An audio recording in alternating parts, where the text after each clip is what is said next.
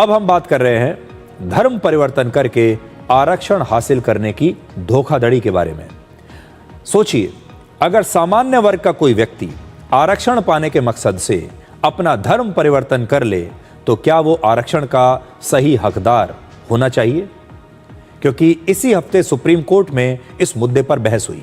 Supreme court का मानना है कि धर्म परिवर्तन करके अल्पसंख्यक आरक्षण मांगना एक धोखाधड़ी के समान है। 27 जनवरी को सुप्रीम कोर्ट में हरियाणा के डॉक्टर निखिल कुमार पुनिया और उनकी बहन एकता की एक याचिका पर सुनवाई हुई। दोनों भाई बहन हैं, हरियाणा से हैं। उन्होंने कोर्ट से मेरठ के सुभारती मेडिकल कॉलेज में नीट पीजी में बौद्ध अल्पसंख्यक कोटा से एडमिशन की मांग की थी। केंद्र सरकार की ओर से सुभारती मेडिकल कॉलेज में बौद्ध अल्पसंख्यकों को आरक्षण देने का प्रावधान है, लेकिन उत्तर प्रदेश सरकार ने इस कॉलेज में बौद्ध धर्म के लोगों को आरक्षण की मान्यता अभी तक नहीं दी है और इसी कारण से डॉक्टर निखिल पुनिया और उनकी बहन का MBBS पीजी कोर्स में एडमिशन नहीं हो पाया, जिसके बाद उन्होंने सुप्रीम कोर्ट में एक याचिका दाखिल की और कहा कि हम बौद्ध धर्म को मानने वाले लोग हैं, इस कॉलेज में हमने पीजी के लिए अप्लाई किया है, हमारा एडमिशन होना चाहिए और हमें इसमें अल्पसंख्यक कोटे के तहत एडमिशन मिले। और इन दोनों भाई बहनों ने अपने आप को बौद्ध बताते हुए अल्पसंख्यक होने का प्रमाण पत्र भी सुप्रीम कोर्ट में पेश किया, साबित कर दिया कि हम अल्पसंख्यक हैं, हम बौद्ध धर्म को मानने वाले लोग हैं। और इस मामले की सुनवाई chief justice of India justice Suryakant की बेंच कर रही थी।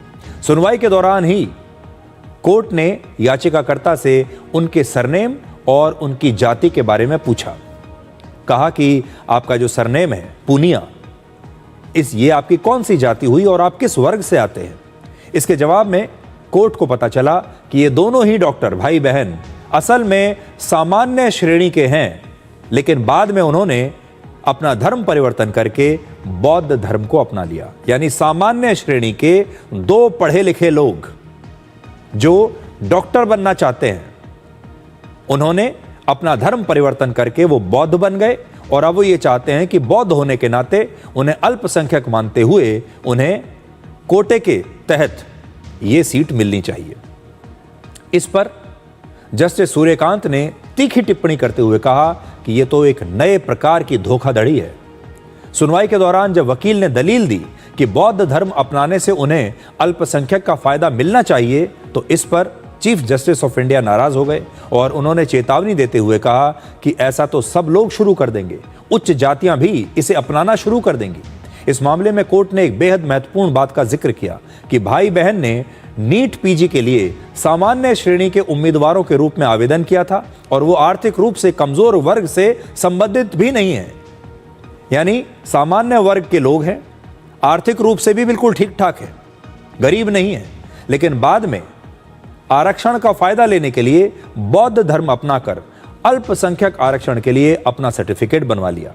सुप्रीम कोर्ट ने इस याचिका को खारिज कर दिया और हरियाणा सरकार को भी अल्पसंख्यक प्रमाण पत्र को लेकर नोटिस जारी किया है कि आप बताइए हमें आकर कि आप किस आधार पर इस प्रकार के जो अल्पसंख्यक प्रमाण पत्र हैं कैसे जारी करते हैं, उसका मैकेनिज्म क्या है और उसका क्या सिस्टम है। सुप्रीम कोर्ट की टिप्पणी के बाद आज सवाल यह है कि क्या सिर्फ धर्म परिवर्तन से अल्पसंख्यक आरक्षण या सरकारी छूट मिल सकती है? संविधान का अनुच्छेद 25 हर नागरिक को कोई भी धर्म अपनाने और धर्म परिवर्तन की पूरी स्वतंत्रता देता है। यानी बौद्ध धर्म अपनाना पूरी तरह से वैध है और यह किसी का भी अधिकार है, इसे कोई रोक नहीं सकता। कुछ राज्यों में धर्म परिवर्तन की सूचना प्रशासन को देना जरूरी है ताकि जबरदस्ती या धोखे से कराए गए धर्मांतरण को रोका जा सके। इसके बाद सरकारी दस्तावेजों में धर्म बदलने के लिए आधार कार्ड, मतदाता पहचान पत्र या अन्य रिकॉर्ड्स में संशोधन कराया जाता है, उसमें बदलाव कराया जाता है और बदले गए धर्म के बारे में जानकारी दी जाती है। कोई भी सामान्य वर्ग का व्यक्ति बौद्ध धर्म अपना लेता है तो उसे अनुसूचित जाति का फायदा नहीं मिल सकता, लेकिन जो व्यक्ति पहले से अनुसूचित जाति या पिछड़े वर्ग से है और बौद्ध धर्म अपनाता है तो उसे आरक्षण का फायदा मिलेगा। तो आज ये एक नई प्रकार की समस्या जो है देखने को मिली इस हफ्ते सुप्रीम कोर्ट में।